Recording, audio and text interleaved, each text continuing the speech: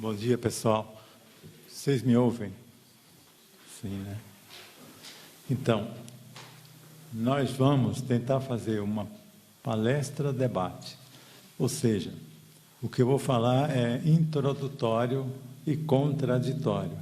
São opiniões, interpretações, e aí cada cabeça tem a sua contraparte na hora do debate.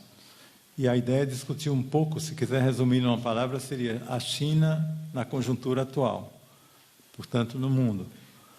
E a gente vai falar um pouco sobre o momento atual da crise econômica, muito rapidamente. Depois, o lugar da China no século, digamos, no século passado, e um pouco sobre o lugar da China no mundo, para dar uma ideia de proporção. E daí também, no final, depois de discutir um pouco sobre a China, nós vamos falar de cenários, alguns cenários atuais da crise econômica e, naturalmente, do gigante chinês, que a gente já sabe, nessa altura, que para o lado que ele for, o mundo vai ter que se relocalizar de maneira global. Não é mais um país apenas semicolonial, ou como eles gostavam de chamar, asiático, periférico, virou um colosso industrial. Então, eu quero também chamar a atenção que algumas coisas que eu vou falar, por exemplo, sobre a acumulação do capital, produtividade, etc., elas são categorias marxistas. Então, em certo momento, eu vou fazer um pause também para situar. Aliás, é bom falar isso logo, para situar a China de uma forma mais, eu chamaria mais rigorosa, que seria em relação a certa esquerda. Existe uma certa esquerda, que inclusive é governista, era, né? Houve o golpe aí, e que imagina a China como socialismo de mercado, ou um socialismo de algum tipo, de novo tipo. Então, eu tenho que fazer um alerta que a China está dentro da economia de mercado, da economia capitalista, e está marchando aceleradamente para se transformar em uma potência capitalista, com uma cara diferente. Então, a China não é qualquer coisa, ela realmente é um enigma, é um dragão, então você não entende ela com categorias tipo usuais. Ela não é um país imperialista, mas ela tem traços imperialistas. Ela não é um país estritamente capitalista, porque o Estado tem o controle da gestão econômica, mas, ao mesmo tempo, ela tem toda uma estrutura capitalista em marcha. Ela não tem nada de socialismo. Então, é isso que eu quero dizer. Nós vamos discutir a China nos marcos da economia global de mercado, capitalista, imperialista. E aí, em algum momento, eu faço um parêntese para tentar explicar o que isso significa quando a gente vai falar da China como um colosso industrial. Essa é uma questão. A outra, ou a primeira, é um pouco sobre o momento atual. Vocês leem jornais, tanto quanto eu, então vocês sabem que nós estamos no bojo de uma crise rastejante, onde a economia entrou numa certa recessão, e tem países como o Brasil, que está diretamente em recessão, e a Venezuela nem vou falar, mas também está em recessão a Rússia, a África do Sul, e assim sucessivamente. Vários dos emergentes estão em recessão. E o crescimento dos grandes países é medíocre. Então, os Estados Unidos está lutando para crescer em torno de 1%, de 2%. E a Europa, o gigante alemão, está lutando também para crescer 1%. É muito pouco, é muito pouco. E a China está bastante empenhada em conseguir ficar nos 5%, 6%, que é milagroso na economia em recessão. Então, existe um mundo assim, e é nesse mundo que existe uma tendência, desde 2008, uma tendência a uma crise empantanada, um pântano, do qual o sistema não está conseguindo se safar. Então, o Brasil agora vai ter uma economia mais colada nessa realidade. Ele parecia um pouco fora, mas a marola, como dizia um cidadão aí, ela chegou. Tipo, agora o Brasil está no real, dentro da economia global, em crise, e o Brasil é parte fundamental dessa crise. E nós vamos precisar entender isso quando discutir a China, porque a China não se descola da economia global. Eu vou falar logo em seguida o que a China é e o lugar dela, ok? mas é preciso ter em conta que ela é a parte de uma totalidade. Então, no movimento o que a gente discutir sobre a China só faz sentido se você inserir na economia global, da qual ela é parte essencial. E hoje em dia é parte incontornável, como não foi na época de Marx, que era uma colônia esquartejada lá na Ásia pelas grandes potências. Hoje não. Hoje ela é a segunda potência industrial do mundo. Então, eu vou mostrar no momento dado alguns gráficos, não vai ser de saída, senão vocês ficam cansados aí, antes da hora, mas eu vou mostrar uns gráficos que dão uma ideia da China no planeta, ou seja, que tamanho que alcançou o colosso chinês e, portanto, por que ele tem que ser considerado em qualquer discussão séria sobre a crise econômica brasileira também. Porque o modelo lulopetista, a parte dele, vamos dizer assim, virtuosa de crescimento, só funcionou por causa da China. Porque a China se transformou em grande comprador, dentro do ferro, da soja, etc., de coisas que o Brasil não teria para quem vender se não existisse a China. Então, o boom do lulopetismo que eles aproveitaram para eles, ele se deveu à China. Então, a China, embora seja um assunto lá do outro lado do planeta, ela nos interessa muito. Do ritmo que bater a China, eu repito, vai ser um pouco como era os Estados Unidos. Tossiu lá, a gente gripa. Agora é a China. Inclusive porque, eu repito, o crescimento do colosso americano é medíocre, embora ele continue sendo o colosso e o imperialismo de primeira ordem, e o mais bem armado do mundo. Bem mais bem armado do que a China, com muito mais tecnologia militar do que a China. Então, não é ainda um tigre de papel, o imperialismo americano. Então, em primeiro lugar, a questão eu queria só voltar à crise mundial, que é para fazer o seguinte reparo. Em 2007 e 2008, vocês devem acompanhar, o mundo mergulhou nessa recessão. Então, houve uma queda da produção industrial dos grandes países do mundo e a gente entrou numa economia rastejante, recessiva, e a qualquer momento com crise, e o mundo capitalista saiu da crise, ou digamos, respondeu à crise de uma forma curiosa.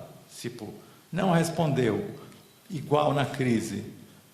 Nas grandes crises, foi em 73, que o mundo entrou numa crise também profunda, e crise significa que para a produção, a compra e a venda, o produto industrial cai.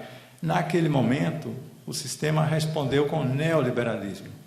Então, fez uma ofensiva contra o trabalho, contra os trabalhadores do mundo, na América, na Inglaterra, com a Thatcher.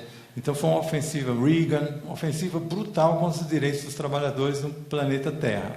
E a gente mergulhou em 30 anos sem revolução nenhuma, só de defensiva. Parte do empreendimento neoliberal foi engolir a China, incorporar a China nesse boom. Então, a China não vem do nada. Ela teve uma relação ali que eu explico melhor depois. Mas o fato é que naquela crise de 74, que foi brutal, a maior depois da 30, o sistema respondeu com essa ofensiva neoliberal, cortando direitos trabalhistas, e daí alguns anos com um bônus que ele nem sonhava de ter na mão, que foi a queda do muro. Então, em seguida, começa um processo onde o imperialismo vai abocanhar, um por um, dos países chamados socialistas. Então, a ofensiva neoliberal ganhou a cereja do bolo, em 89, pegando a Albânia, Tchecoslováquia, Hungria, Polônia, Romênia e China. A China começou em 79 a se entregar a esse projeto neoliberal. O fato é que eu quero comparar. Na crise atual, por que a crise atual é uma das mais graves da história do capitalismo? Porque na crise de 74, o sistema, em pouco tempo, recuperou uma taxa de crescimento modesta, mas voltou a um nível que eles consideram razoável de crescimento. E hoje não. Nós já estamos há 7 anos da crise e o sistema está tossindo, não se recupera. A China é um caso particular. O sistema que eu digo, a Alemanha, e está entravado. A Alemanha quer crescer, mas ela também precisa remodelar a União Europeia a seu serviço.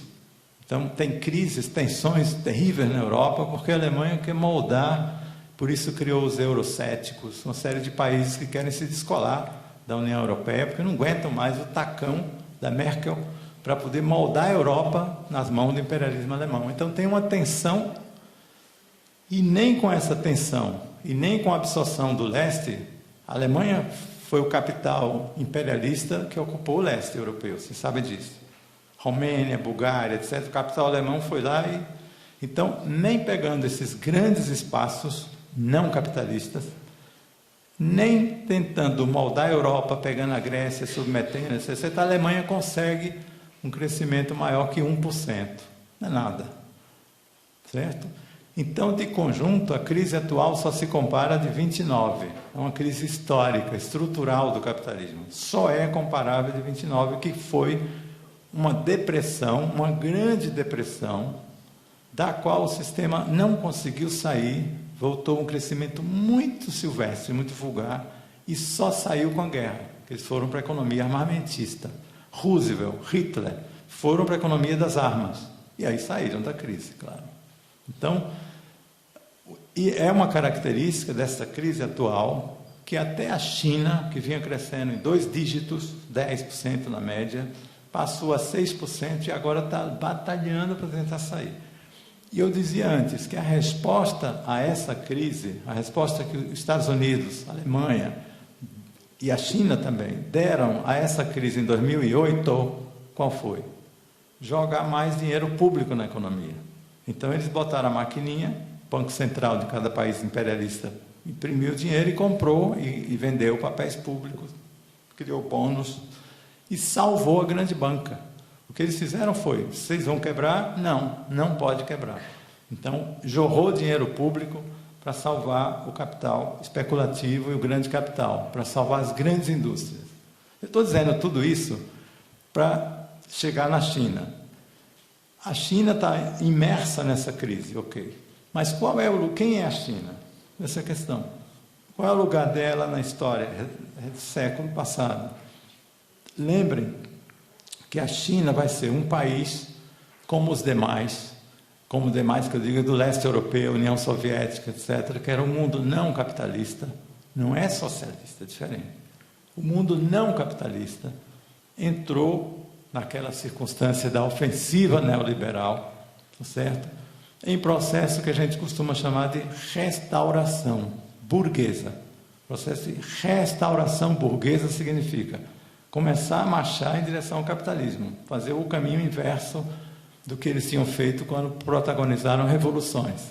Cuba também está marchando de volta, de mão dadas com Obama, de volta à economia de mercado, que é um termo muito vulgar que eles gostam de chamar o capitalismo, o imperialismo, que já deixou há muito tempo de ser uma economia concorrencial, simples. Então, a restauração, vejam bem, a China vai se inserir no mundo capitalista, que ela não era não capitalista, economia planificada e estatizada. Ela vai mergulhar na onda capitalista, nos marcos do projeto neoliberal, com uma característica chinesa, vamos dizer assim, que não é a da Romênia, da União Soviética, da Bulgária, nem de Cuba também não, mas, enfim, é bem chinesa. Então, eu vou dizer para vocês o que é bem chinês do processo de restauração capitalista na China. Em primeiro lugar, vocês vejam que quando a Rússia, a União Soviética, começa a marchar em 89, 90, 91, em direção ao capitalismo, houve um transformismo, a palavra está muito apelativa, com aspas, da burocracia comunista do PCUS, a Partido Comunista da União Soviética, era um aparato burocrático, policial. Esse aparato os burocratas vão se transformar em capitalistas, essa é a questão. Cada burocrata pegou um pedaço da economia e lutava entre si, engalfinhados, etc., para se apropriar do capital público, da estrutura pública, e promover grandes barões do óleo, da renda, etc., e voltar e marchar para a economia que eles controlassem com apetite agora de neoburgueses. Foi nisso que os burocratas se transformaram. Quando você olha o exemplo russo, veja que ele não tem nada de chinês, ou melhor, que tem um elemento diferente do que a China vai fazer. A União Soviética marcha para o capitalismo em plena destruição de forças produtivas.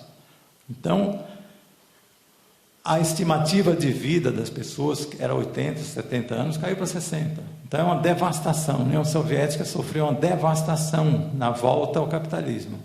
Então a era Putin é a era dos oligarcas, do petróleo, dos barões, num país capitalista selvagem, com poluição ambiental desenfreada, não tanto quanto a China, mas enfim, há na restauração da Rússia uma destruição maciça de forças produtivas. A chinesa não.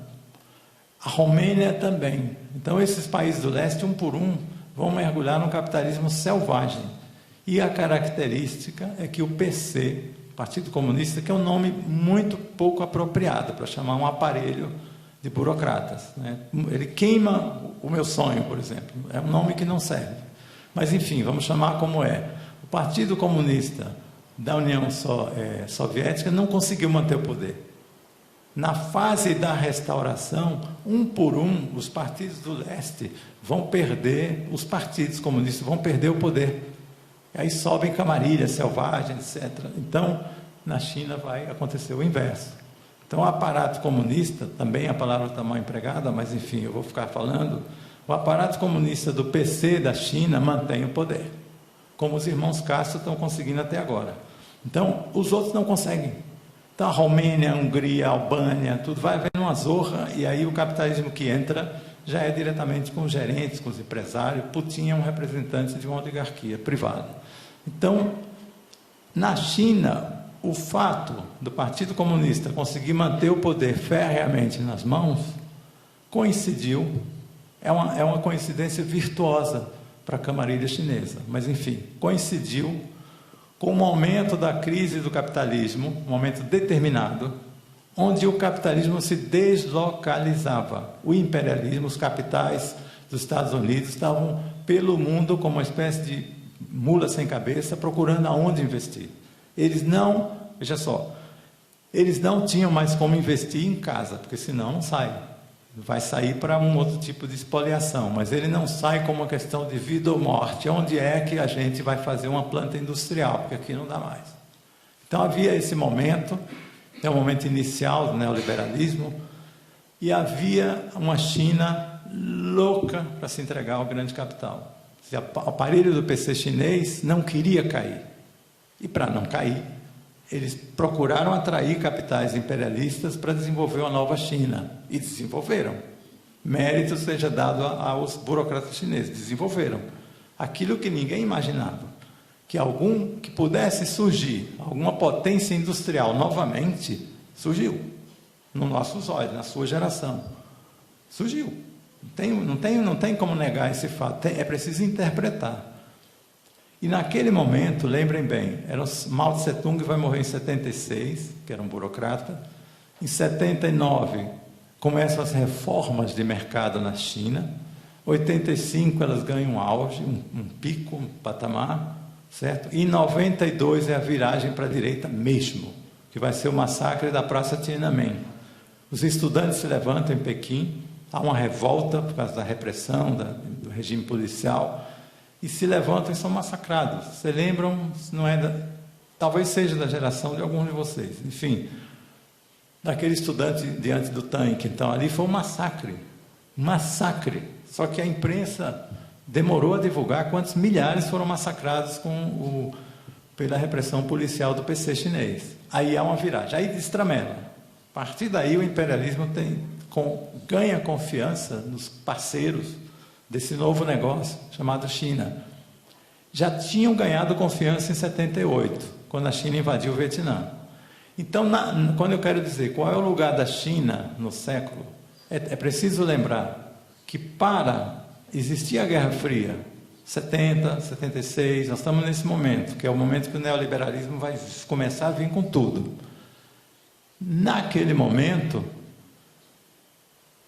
havia a Guerra Fria, que era uma polarização mundial entre Estados Unidos e União Soviética, e era assim, a obsessão dos Estados Unidos era ver se demolia a União Soviética. Nem precisou, porque ela se autodemoliu. Mas havia uma guerra fria violenta e a China se prestou ao papel, com mal vivo ainda, inclusive, de aliar os Estados Unidos para criar uma situação favorável para os Estados Unidos na guerra fria contra a União Soviética. Então a China se alinhou precocemente aos Estados Unidos e, para dar confiança, depois da ida do Nixon, 78, a China invadiu o Vietnã. O Vietnã era um país socialista, com aspas. Então, você teve de repente um país socialista apunhalando outro país socialista. Uma barbárie. Porque se a gente luta, não é pela união das nações, não para continuar essa fragmentação. Então, o grupo que dirigiu o PC chinês se alinhou, fez esse papel, e aí era um cartão de visita. Confie em nós. Nós podemos fazer até trabalho sujo desse tipo. Quanto mais aninhar o capital imperialista, ser uma espécie de incubadeira do capital imperialista. E os americanos precisavam demais investir lá fora. A força de trabalho americana é cara. É um proletariado que já tem conquistas. Então, por outro lado, o que os americanos vão fazer? Vão encontrar a China como uma espécie de bônus que eles não esperavam ter nas mãos, porque o muro não tinha caído ainda. E eles vão encontrar esse bônus com as seguintes características chinesas. Quais são? Primeiro, um país com a massa de mão de obra inesgotável. Todo mundo sabe o tamanho da população chinesa. Os tigres de papel já tinham acontecido. Singapura, Malásia, já tinham sido uma China, um experimento chinês, aspas. O capital já tinha ido lá na Singapura, etc., mas não estava legal. Porque a mão de obra, rapidamente, ela ficava cara, inflacionava. País pequeno, e não era educado e não era dócil. A China vai oferecer um caldeirão de mão de obra abundante, me põe abundante nisso, para um ciclo de crescimento muito largo, pelo cálculo que o cara fazia, chegava lá e via quanta gente pedindo para ser operário, a qualquer preço. Tinha uma mão de obra relativamente educada, que a maioria dos chineses tinha o 2º grau. Tinha uma mão de obra dócil, porque a China assim, ó, diferentemente da União Soviética e do Brasil, ela não tem terra. A China, basicamente, não tem terra agriculturável. Tem muita serra, etc., então, muita montanha. Então, o chinês já trabalhava duro. Como é que você vai trabalhar num pedacinho de terra? Você tem que dar o dobro do camponês brasileiro. Então, eles já viviam no trabalho duro, eram dóceis, aceitaram facilmente serem explorados pelo grande capital. Ganhavam $1 por dia, passa a ganhar mais. Então, tá bom. E a mão de obra chinesa vai se oferecer para fazer o que os operários britânicos e americanos não queriam mais. Não queriam mais. Porque a Revolução Industrial, vocês sabem como foi. Eles fazem... Para dar uma ideia gráfica, o operário em Londres ganha $500 por semana para fazer fazer tênis. Os chineses eram 5. Então o capital britânico corre aí para fazer tênis na China, iPhone na China, e assim por diante. Então a China foi se transformando pouco a pouco na maior planta industrial do planeta, tá certo? E o PIB dela foi crescendo, e o PC ficou feliz, porque ele vai ser o representante de um progresso chinês. Claro que a burocracia chinesa deu carta branca para destruição ambiental, por exemplo. Estados Unidos e Inglaterra e Alemanha, existem leis, existe alguma civilidade, alguma, eu falei, no trato com o meio ambiente. Na China, a camarilha chinesa, porque ele nem sabe, então vai, te dou o terreno, faz o que quer. E eles também encontraram a virtude de uma CUT, de uma central proletária na China, absolutamente fundida ao aparelho de Estado. Em livre tradução, a central chinesa se chama All China, Federação Nacional para toda a China dos Trabalhadores Chineses. É isso. Então, é uma federação nacional com mão de ferro, muito mais do que a CUT, que controla a base, a mão de ferro, e que é um prolongamento do Estado chinês. Então, não dá para falar em movimento sindical na China. Esse aparelho está de forma capilar, está capilarizado na China toda. Então, o chinês, quando começou a reclamar, em 2011, 10, 14, teve greve, rebelião selvagem também contra esse aparato. Em primeiro lugar, eles têm que fazer greve sem aparato, sem nenhum sindicato na mão. Então, encontraram o capital quando chega na China, o capital imperialista encontrou a mão de obra dócil, recém-chegada da roça ou diretamente puxada da roça, com um aparelho policial garantindo que não vai ter greve, disposta a aceitar qualquer salário e num país que tem pouca terra, então o cara só sobrevive, agora só sobrevivia se fosse fichado em alguma multinacional. É o que vai acontecer. Então vai haver um boom. Em plena época de crescimento de 2%, 3%, a China vai disparar 9%, 10%, 12%. Eu vou mostrar gráficos daqui a pouco e vocês vão ver o tamanho do colosso e a rapidez com que ela cresce. Em 2008 vai haver uma crise que eu já falei, e a China também vai cair. Mostrando o quê? Que a China é parte da economia mundial. Não existe a China como um modelo chinês. Aliás, é bom lembrar que quando a China começa a ter esse crescimento industrial poderoso, não é a partir do Estado, não é investimento público.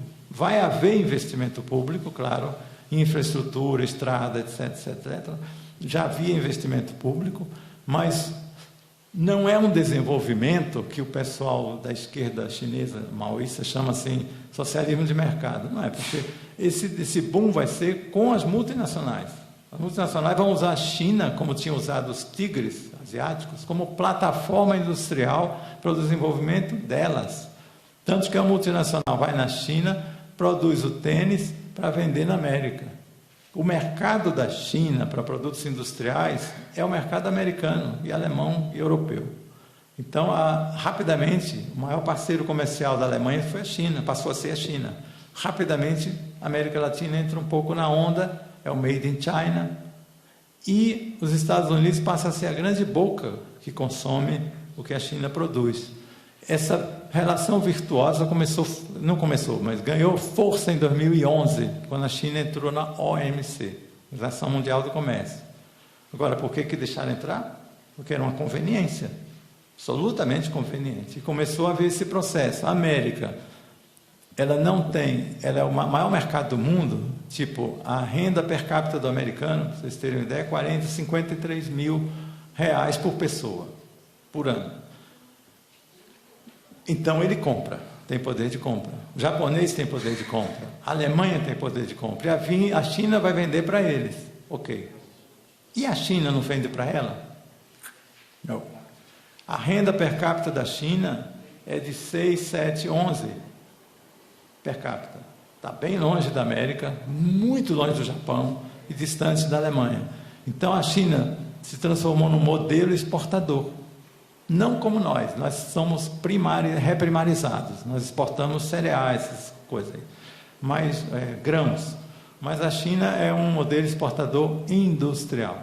Então ela compra bens, matérias-primas da gente, do Brasil, da Argentina, e produz tênis, iPhone, etc., e vende para a América. Então criou um bloco muito virtuoso para o capitalismo. A China salvou o capitalismo, vamos dizer assim, nessa era neoliberal. Em 2008, para situar a China novamente na relação mundial, quando o mundo colapsou a partir da destruição de um banco, Lehman Brothers caiu, um grande banco americano, aí a economia mergulhou também em queda livre, 2008, 2009, 2007. A resposta chinesa, vejam bem o papel da China, a resposta chinesa à crise se transformou na grande contratendência para salvar o capitalismo de novo. Capítulo 2. Por quê? Porque a China esfria um pouco e em seguida, em 2010, ela volta a subir, que vocês vão ver no gráfico. Em 2010 a China tem nova subida, não igual a antes, mas tem. E aí a subida da China se deu por quê? Se estava a economia rastejando na crise. Então a subida, o neocrescimento da China em 2010 vai se dar porque o governo chinês, o aparato que governa a China, jogou muito dinheiro na economia. Muito. Então, como é que é jogar dinheiro? Emite e manda fazer obra. Então, infraestrutura, pista, rodovia, ferrovia, escambau. Então, a China investiu pesado. Esse investimento manteve a economia aquecida chinesa. Automaticamente, o Brasil continuou exportando, o que não ocorre agora. Então, automaticamente, ela deu um respiro para a economia capitalista e continuou vendendo. Enquanto isso, a América se recuperava um pouquinho, descobrindo uma variante para o petróleo, que é o xisto. Então, aqueceu um pouquinho de nada. E a Alemanha continuou subaquecida. E a China deu um respiro para o capitalismo. Isso é bom deixar claro, porque na nossa discussão, a China sempre vai estar como uma peça-chave. E quando a gente for discutir cenários, vamos ter que considerar que, doravante, a China é peça-chave para qualquer cenário da economia internacional. É isso. Então, o lugar da China tem a ver com o fato de que ela vai restaurar o capitalismo de uma forma peculiar, chinesa, que eu falei lá atrás. E os demais, não. Então, a União Soviética, a Rússia, vai ser uma destruição de forças produtivas e ela vai se especializar em vender armas, que ela tem muito, e andou renovando, arma atômica também. Então, ela vai a Rússia vai se especializar um pouco em armas, em petróleo, e no capital rentista, vai entrar no cassino global. Cassino é um nome ruim. Enfim, a Rússia vai, então, restaurar o capitalismo, mas, por causa disso que eu falei agora, ela não vai até o fim. Ela não se transformou numa semicolônia do imperialismo. A Rússia não. Então, a Rússia vai parar no meio do caminho. Não vira semicolônia, mas fica nesse papel, inclusive geopoliticamente, muito importante, a Rússia, porque tem armas. A Rússia é a segunda potência militar do mundo. A China está perto, mas não tem a sofisticação militar da Rússia, curiosamente, porque o Putin andou renovando, fazendo uma reforma militar, com pouco dinheiro que tinha, mas fez. E o Putin e a Rússia procuram ser um protagonista na geopolítica internacional muito maior que a China. Então, está no pescoço do Obama, do imperialismo, muito mais a Rússia do que a China nesse momento. E a China, como eu dizia, a Rússia parou no meio do caminho, não virou semicolônia, mas a China também parou no meio do caminho. Por quê que eu estou falando isso? A China é uma potência.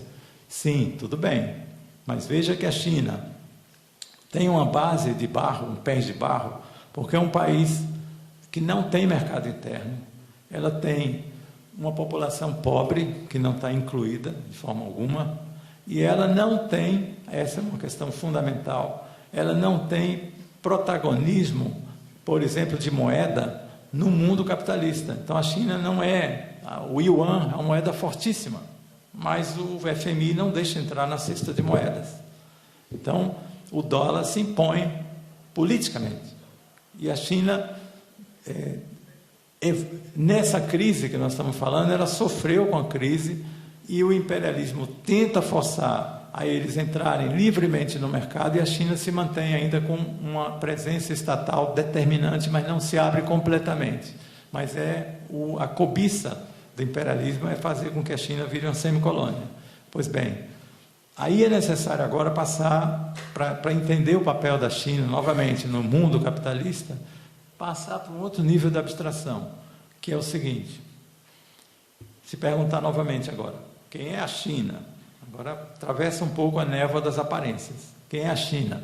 A China é um país que é um espaço econômico que se prestou a ser a opção de acumulação de capital do imperialismo, do capital mundial, no momento em que o capital estava mergulhado numa crise muito grande e se debatendo com a ofensiva neoliberal nos seus países.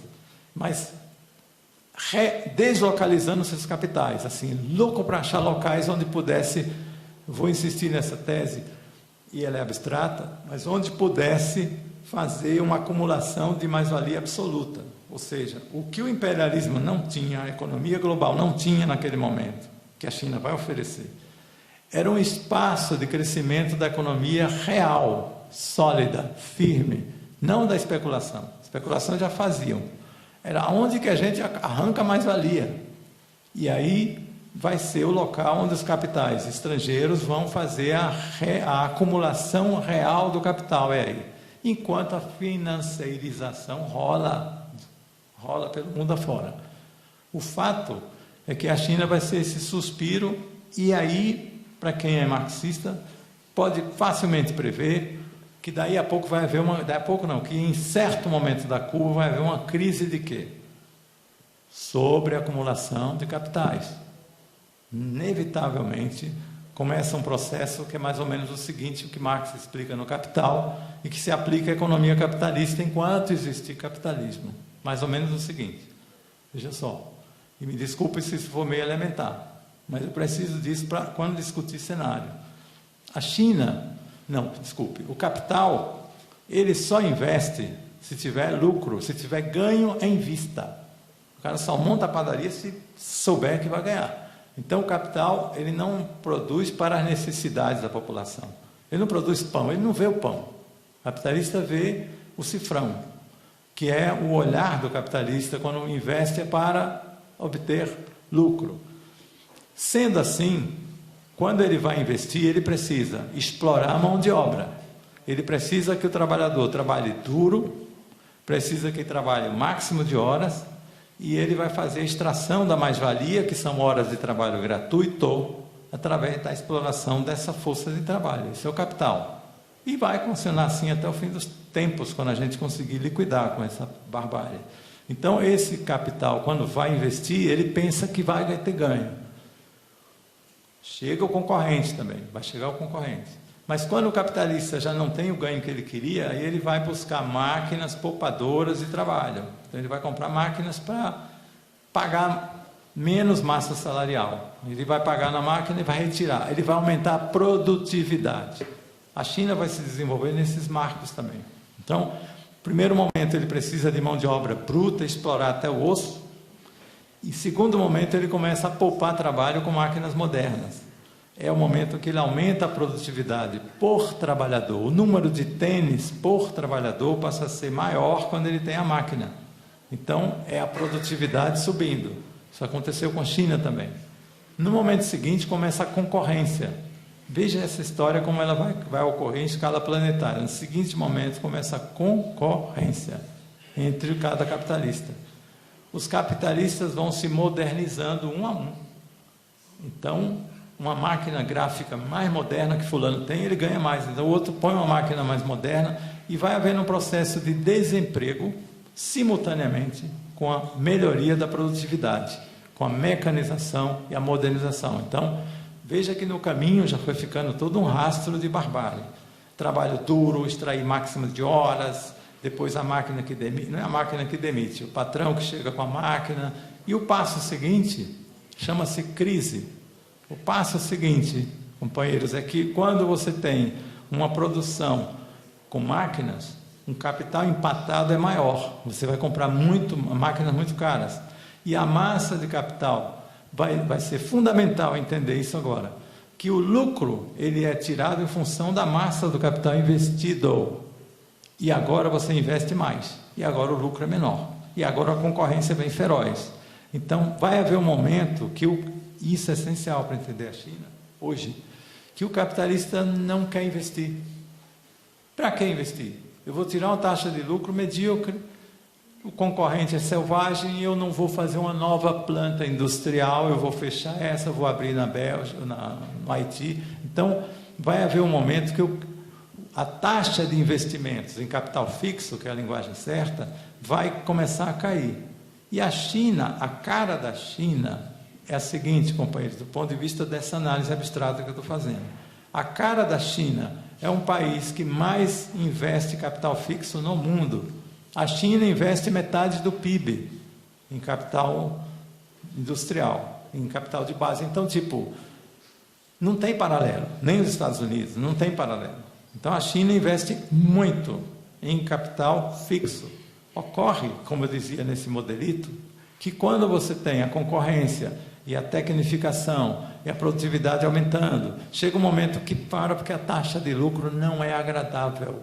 É mais agradável correr para a Índia, sei lá. Então, essa paralisia se chama crise. A economia entrava. Isso é próprio do capitalismo. Ele não é Então, vem aquilo que se chama sobreacumulação de capitais, que é o momento chinês. Então, sobreacumulação de capitais é uma massa enorme de capital que não sabe e não quer investir na produção. Aí eles vão para a especulação. E é importante entender que mesmo que eles migrem, os capitais migrem para a especulação, eles só vão criar bolhas. Não vai ser uma saída, do ponto de vista de crescer igual como diz o Karl Marx, uma pera na pereira. Vai crescendo, a pereira cresce, tem mais pera. Não é assim. Então, por que não é assim? Porque o capital especulativo funciona mais ou menos da seguinte forma. O cara tem 100 mil para investir. Aí ele investe numa fábrica, compra.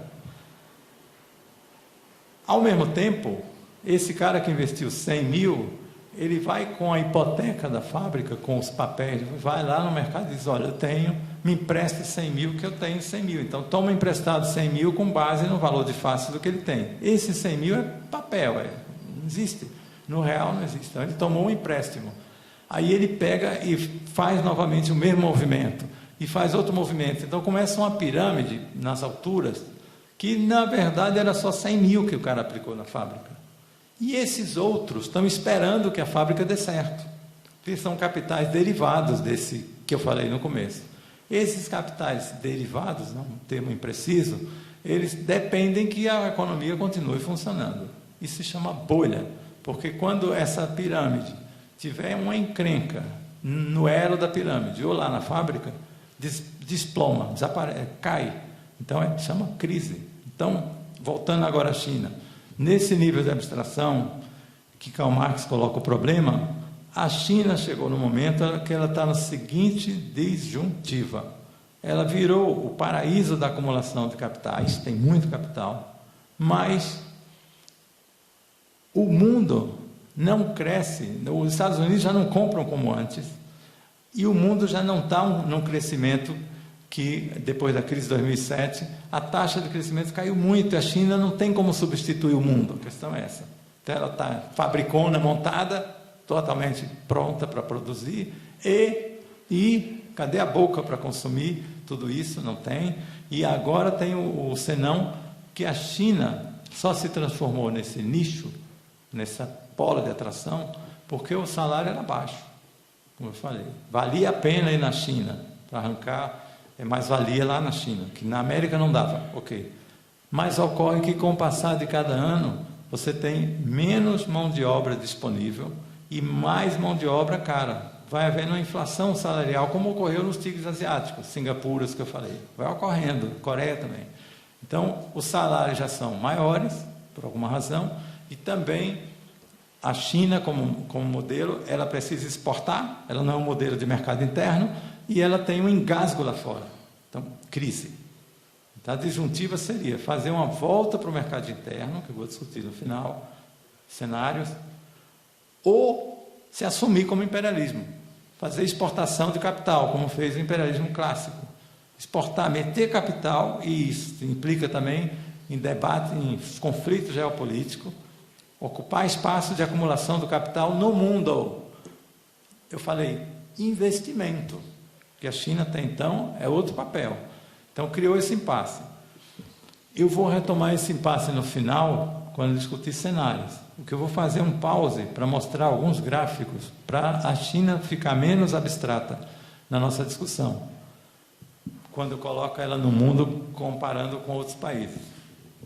Aí tem o produto bruto da China e o produto industrial. Então, a comparação, vejam bem que em 2009, 2008, 2009, começa a cair o produto industrial também. E o produto bruto segue. Isso é para dar uma ideia grosseira, que eu não vou ficar muito tempo no gráfico para a gente poder debater. Novamente aí, a média do crescimento da China nessa linha azul é 10%. Em 2011 para 2014, caiu para 8%. Nesse ano está em 5%, 6%. Ela está lutando para manter 5%, 6%. Eu repito que o crescimento dos países imperialistas é bem pequeno. A América luta para ficar em 2%. A Alemanha poderosa, 1%. E o Brasil está em recessão, claro. Então, veja aí que nem a China está conseguindo se manter inteiraça, bombada, na crise atual. E por isso ela está vivendo uma crise séria, uma disjuntiva muito séria que a gente tem que discutir. Aí, novamente, a taxa de crescimento, esse só repete, a taxa de crescimento chinês adaptada à inflação. Esse não dá para ver. Aí, eis aí começa a ficar um pouco diferente o cenário. Esse é o crescimento do produto per capita. O crescimento chinês ele é brutalmente rápido. O dos Estados Unidos fica ali, morno. Aí alguém que vê esse gráfico pode ficar muito impressionado. Mas tem outros dados que vão revelar que isso é parte da história. Porque a China cresce muito mais rápido que a América, mas ela não tem consumo interno, que é esse o impasse chinês. Como fazer um modelo se voltar para dentro, como fez o imperialismo em seu tempo.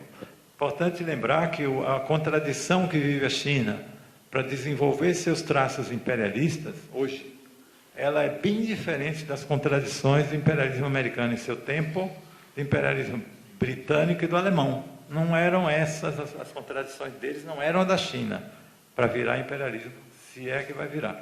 Então, aí você tem novamente o mesmo dado, formação de capital fixo na China. Veja a resposta dos chineses em 2008, eles aumentam o investimento em infraestrutura, aumentam o investimento em capital fixo em crise, mas está caindo de qualquer jeito. Somente que não aparece aí 2015 nem 2016. Aí caiu mesmo, não teve como segurar. Esse gráfico é mais complexo. Pega um detalhe aí do que vocês acharem melhor, porque tem na curva laranja o crescimento do produto interno. Queda, né? Está claro. Mas é crescimento em relação ao mundo. A taxa de investimentos, fica difícil identificar. O consumo, que vocês vejam que se manteve no mesmo platô, basicamente.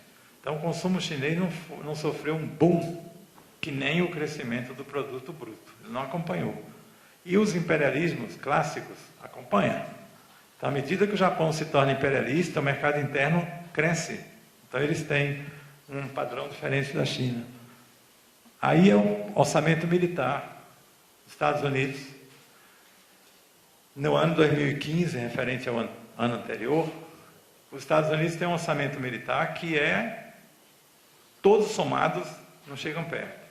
Se você somar China, Rússia, Arábia Saudita, que é armada por Obama, França, etc., vai somando que você não chega nos Estados Unidos. Então, é o país mais armado do planeta e continua sendo. E mais sofisticado, o armamento mais sofisticado, que é importante.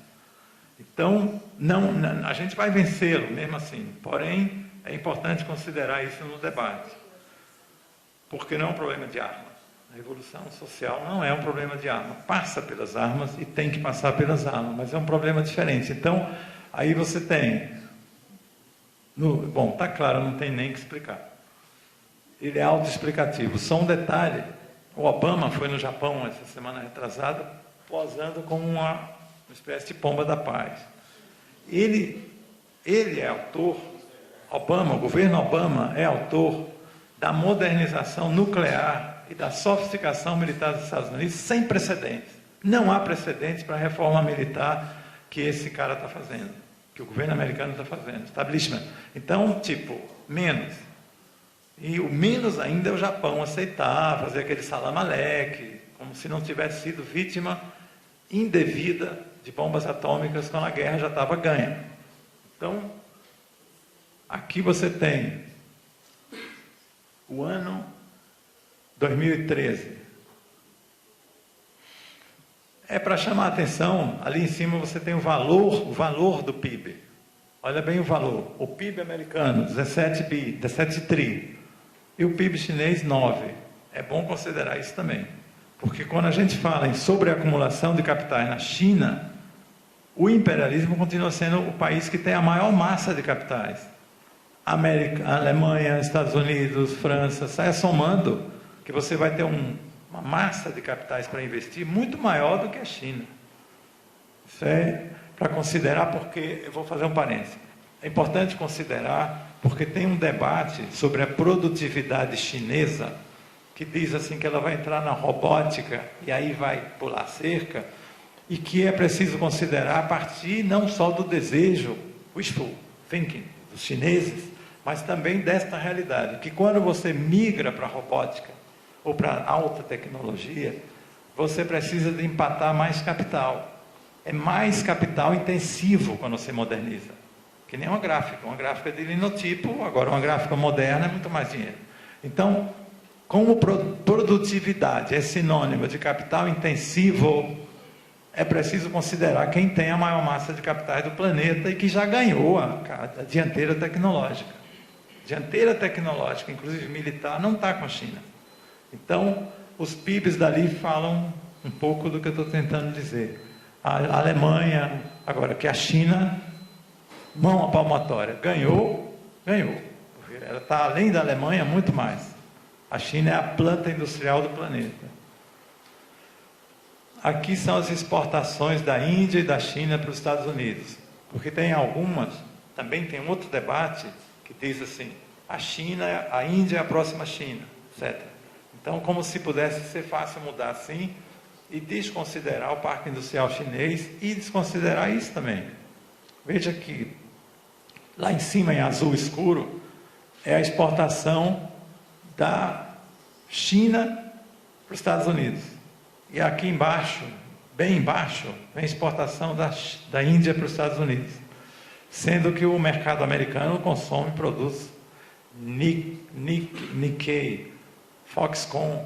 Então, a série de fábricas da China já vendem diretamente para a América. Então, você deslocar isso para a Índia é complicado. Aqui é para lembrar que a China deixou de ser um país, caros amigos, em 2008 a China deixou de ser um país rural. Então, aquela imagem da China rural, esqueça.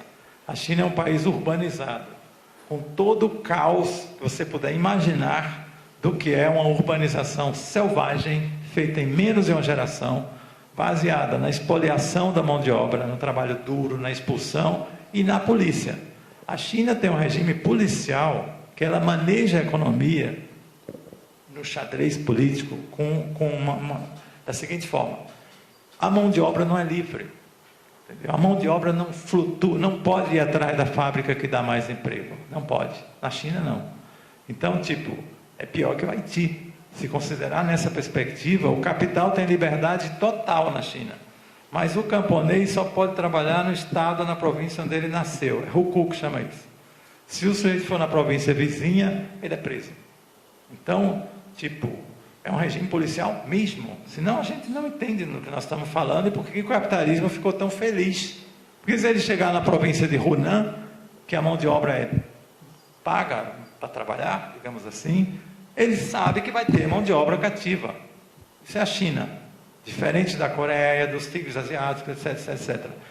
E agora é uma China urbana, o que traz uma contradição a nosso favor para a revolução social.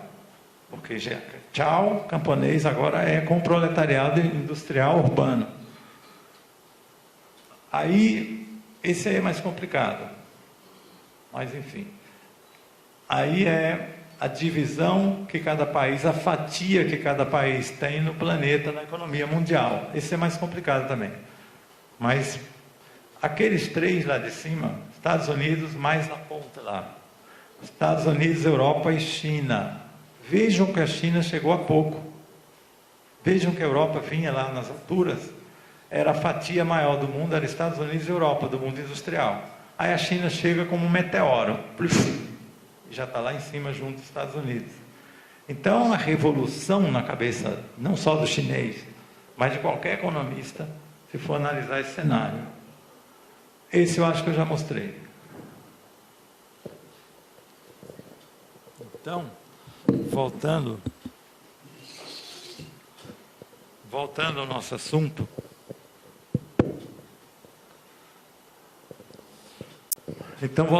assunto, aí vem a seguinte questão. Se a China,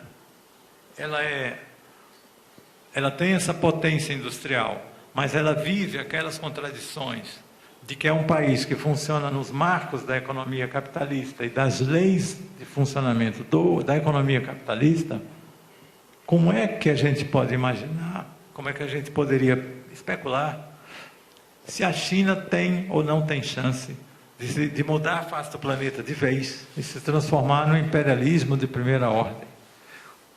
Aí é preciso considerar que tem uma parte da esquerda que acha que sim, pode estar certo ou não, mas tem uma parte da esquerda que fica feliz quando o capital chinês chega na América Latina. Então, em Buenos Aires, bateram o bumbo alguns da esquerda, que bom que agora o chinês vem para cá, e não o americano. E ocorre que a China, o capital chinês, ele vem atrás novamente de vantagens. Ele está deixando de ser o capital chinês. A China está deixando de ter, digamos assim, vantagens comparativas que ela tinha 10 anos atrás. O mercado era muito barato, a mão de obra muito barata. Ela está perdendo essa vantagem. Não quer dizer que a China criou o mercado interno, mas quer dizer que os operários estão conseguindo algumas vantagens. Ok. Aí, vocês acham que aquele capital que espoliava a mão de obra do seu próprio país vai vir aqui fazer benfeitoria, benemerência, ainda mais sendo chinês? Está habituado a fazer o pior com o meio ambiente, o pior com a mão de obra e contar com a mão de obra dócil e com o regime policial para facilitar o trabalho do patrão. Então, não adianta, são traços imperialistas. A China quer exportar capitais. A China gostaria de se transformar numa nova potência. E por que ela não faz musculação? Por que ela não fica exibindo os músculos como Putin? Por que ela não aparece rosnando assim? Como apareceram os americanos logo que se colocaram de pé, e a Inglaterra na sua época gloriosa.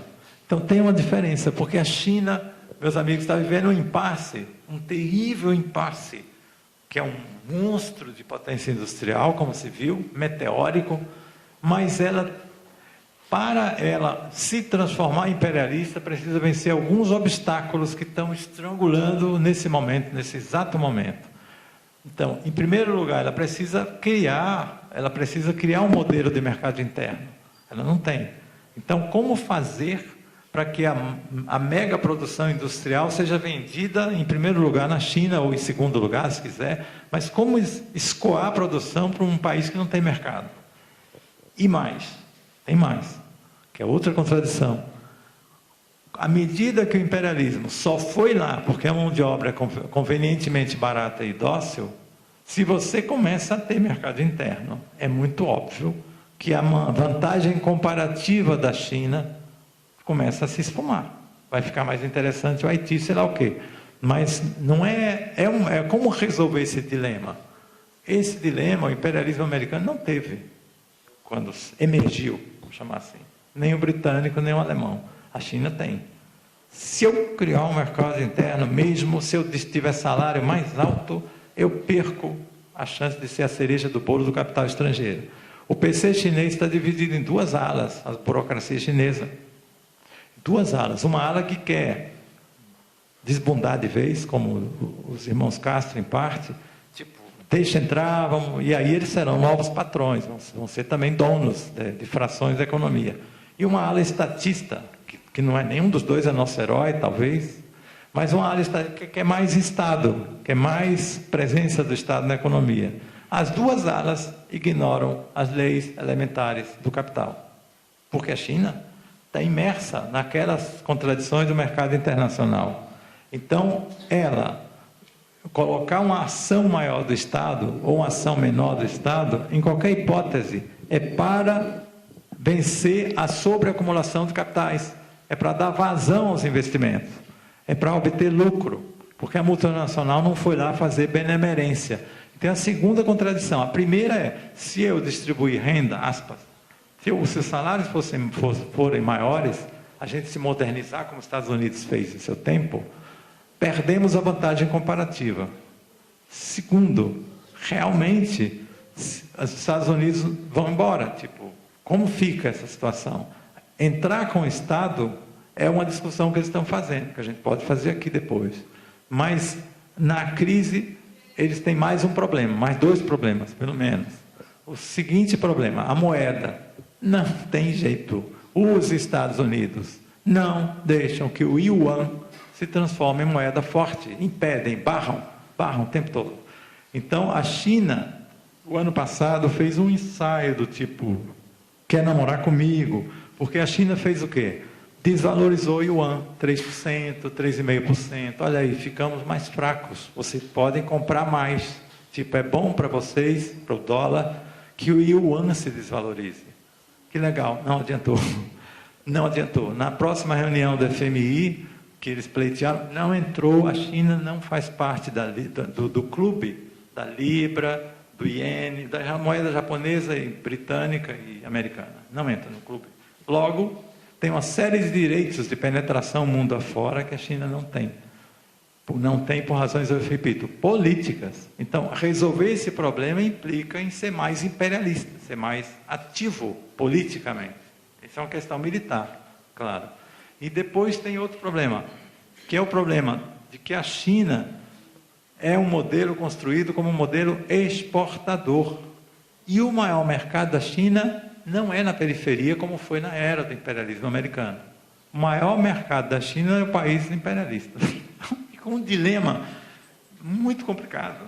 Porque se ela disser, eu vou acontecer, aí o mercado que compra dela depende. Ainda mais que está armado. É claro que a China tem a bomba de hidrogênio, mas a América, não vou nem comentar. Então, tipo, fica um impasse o impasse se dá no momento crítico da economia internacional. Porque, como foi começado a falar no início, na fala, o mundo está vivendo uma crise muito parecida com 29, onde a saída da crise que eles tentaram, com muito dinheiro, não se revelou crescimento. Houve crescimento depois da crise de 73, logo depois. A de 29, não.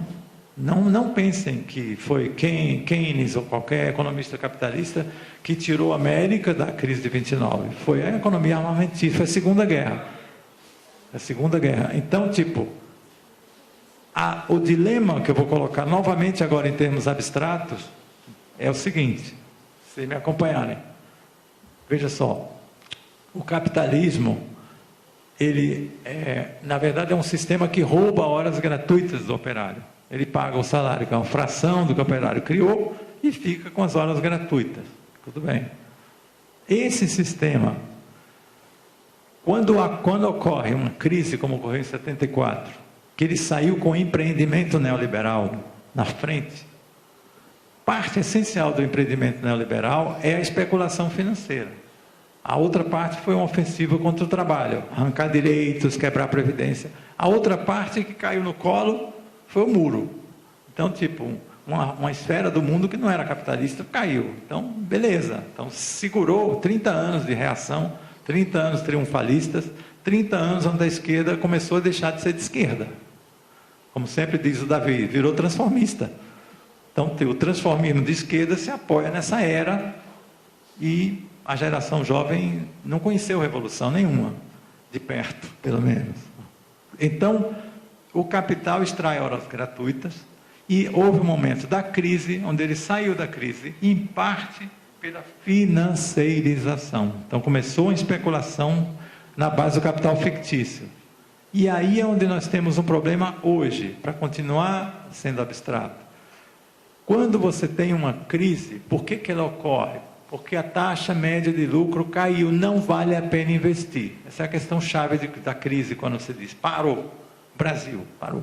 Então, os investimentos refluem, como eu falava. Ok.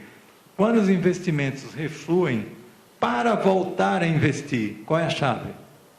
Como fazer para o capitalistazinho voltar a querer investir, a querer explorar? Como fazer? Qual é a chave que vai voltar a crescer a economia? Queima de capitais. Então é preciso que haja uma queima de capitais para que, por exemplo, um exemplo muito bobo, mas enfim, me ocorreu. 3 padarias chegam numa cidadezinha, a taxa de lucro está legal. Aí vem 6, vem 7, 10, a taxa de lucro vai cair. Só volta, é um exemplo gráfico, por favor, não leve até o fim. Quando você destruir 5 padarias, aí volta a ter uma taxa de lucro razoável para valer a pena montar um negócio. Então, o sistema capitalista, vejam bem o que eu vou falar, só sai da crise queimando capitais. Isso, em bom português, significa demissão em massa, fechamento de fábrica, miséria, atrocidades. Porque, claro, que a taxa de violência no Brasil vai aumentar numa crise de desemprego maciço. Não vai ser só um roubo, vai ser 20, 30. Então, tipo, na crise, para ver aquele boom do pós-guerra, foi preciso aquela queima de capitais que começou em 29 e chegou ao paroxismo na Segunda Guerra. Aí houve um pequeno crescimento, um soluço. Para a crise hoje sair do buraco, eles já tentaram, rodando dinheiro. Mas dinheiro não cria capital, amigos, não cria. Dinheiro cria capital fictício. Mas ele precisa ir para a produção para arrancar a hora de trabalho gratuito. Por isso que a China, presta atenção, a China foi a contratendência que salvou o capitalismo. A China 2, em 2008, e a China 1, nos anos neoliberais, quando ela criou aquele círculo vicioso. Ela produz com capital americano que não via vantagem em investir em solo americano, e o produto vem para a América, que a América compra o tênis produzido na China. Então ficou um círculo virtuoso, que acabou. Está acabando.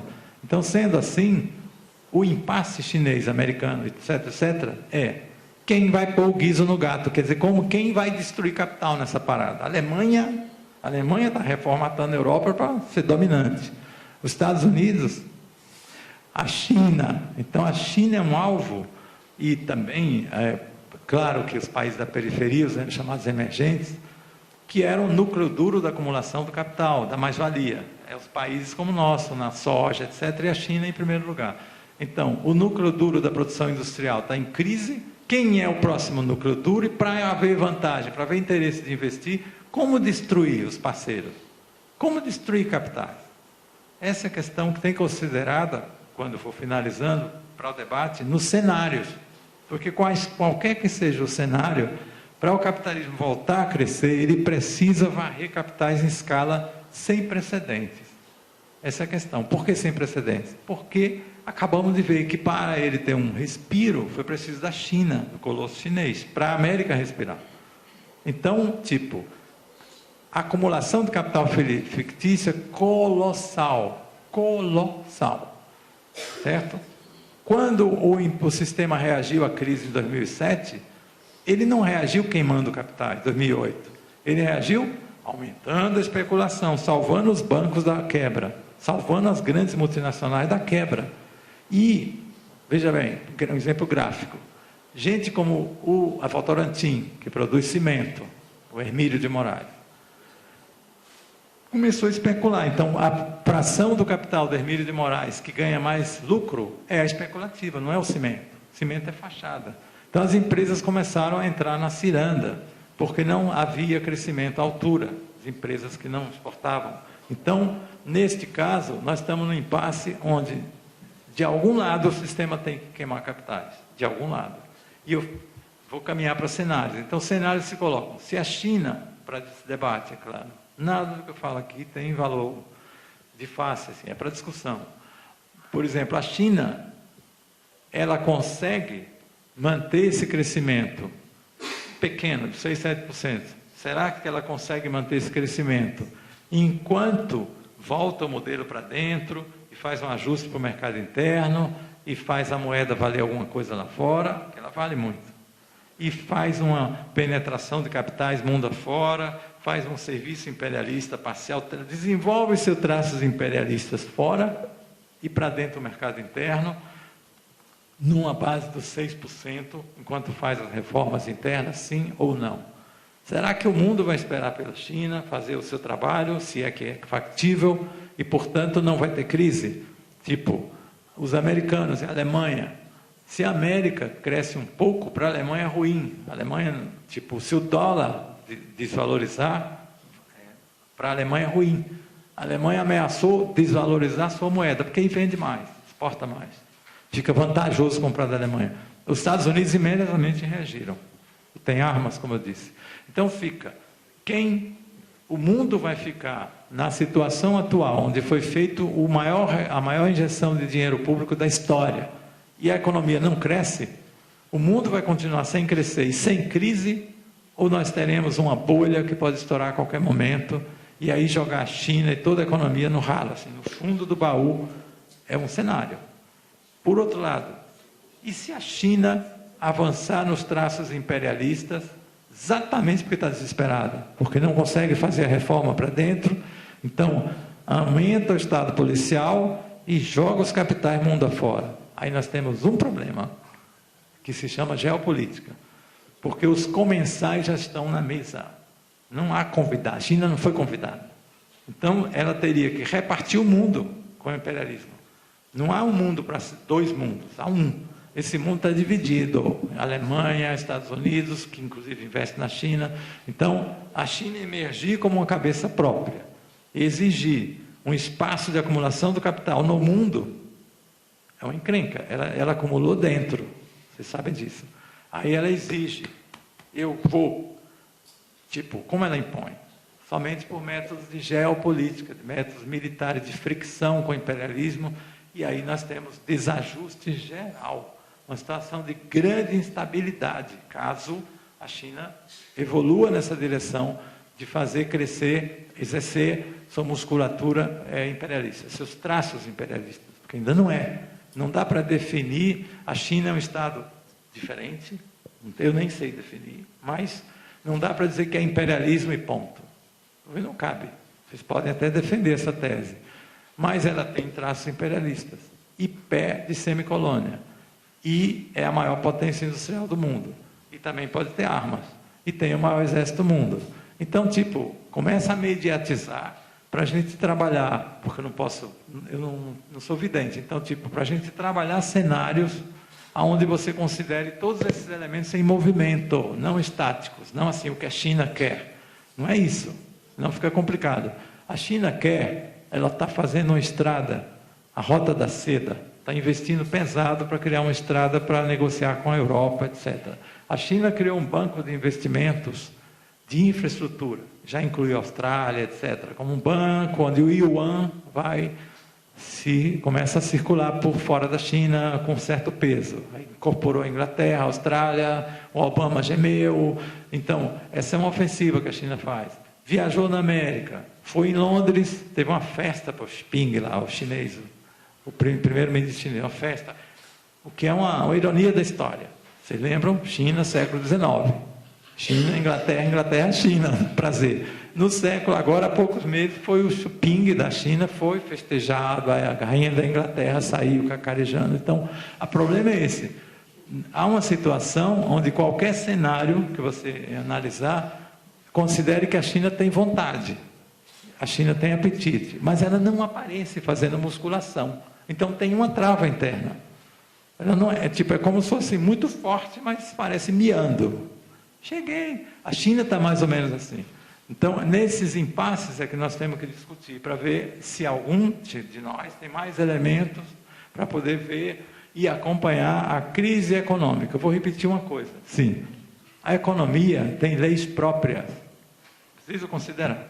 A economia não é suprema, porque se o operário faz uma greve e ele conquista um salário maior, ele quebrou a vontade do patrão e as regras da economia a seu favor, pelo menos parcialmente. Ele passou a ser uma mercadoria mais cara, ele se impôs o preço dele. Ok. Então a economia não é suprema, mas as leis da economia é moto contínuo, é piloto automático. Então, se há sobreacumulação de capitais e o imperialismo e o sistema tem que destruir capitais, ele precisa da permissão do proletariado. Essa é uma questão. A China, para fazer os movimentos que ela quiser fazer, ela tem detrás de si a maior classe operária do mundo, em número. Se você somar China, Vietnã, Singapura, Malásia, dá 1,5 milhão de proletários industriais. Certo? É mas muita gente. Pensar em Goiânia, em Brasil, é muita gente. Então, é uma classe operária, mas que é nova, é recente. Eles são filhos do pessoal que estava na roça, na geração anterior, mas ser jovem é uma qualidade, essa é fundamental, porque a classe operária anterior, de idade, os chineses fizeram, eles não destruíram forças produtivas, eles construíram, tudo bem, mas também destruíram. Então, as velhas indústrias da era Mao, eles fecharam. Então, houve demissão de uma geração. Essa nova geração, ela é uma geração urbana. Então, isso faz a diferença. É uma geração que está em rede social, faz diferença. No caso da China, já houve greves. Aqui eles têm uma censura policial, claro. Mas em 2011 houve greve, 2010 houve greve, 2014 houve greve. A mais conhecida é da Foxconn, você sabe. Uma filial da Apple que trabalha, que faz trabalho escravo na China e provoca suicídio, etc. Mas teve greves importantes na China, só que são selvagens. Como eu disse, a burocracia sindical é estatizada. De qualquer maneira, se a economia tem leis próprias, ela empurra na direção de que ou queima capitais ou nós não vamos investir. Mais ou menos para simplificar. E não pode ficar na recessão. A recessão para a economia. Se der um quebra de um, ninguém sabe qual é o elo mais fraco. Mas se um grande banco quebrar, eles nem sequer podem repetir 2007, que é jogar dinheiro público. Porque qual foi o efeito do dinheiro público? Endividamento público brutal. Então os países estão mais endividados que nunca, e as empresas. O que é que o governo fez em 2008? Jogou dinheiro para salvar a empresa, mas é empréstimo, aspas. Então o setor privado está muito endividado, o setor público está mega endividado, e isso também paralisa um pouco a economia, deixa um pouco engessada as possibilidades. Então, por isso que o capitalista aqui no Brasil ou lá fora, ele fala, queremos subsídios para investir, depois não investe. Queremos que corte verba, queremos menos direitos trabalhistas e queremos tudo. Menos, que na verdade eles não fazem, é investir porque não tem taxa média de lucro. Porque tem o mesmo concorrente diante, as 10 padarias continuam lá. Enquanto tiver as 10 padarias, não tem jeito do capitalista genérico ter intenção de investir. Quando vem a crise, ele pede dinheiro ao governo. Foi 2008. E a crise continua procurando solução. Isso eu termino dizendo, então, que não analisemos só a economia, porque para qualquer movimento, qualquer cenário que a gente pensar, o sistema vai ter que ter permissão da classe operária. Então, ela é quem dá a última palavra. Estou falando de Argentina, Brasil, ou China, ou Estados Unidos. São graus diferentes de subjetividade. Porém, é a chave para entender, para, digamos, ter uma saída desse processo que eu tentei fazer uma abordagem preliminar, para a gente poder debater. É isso.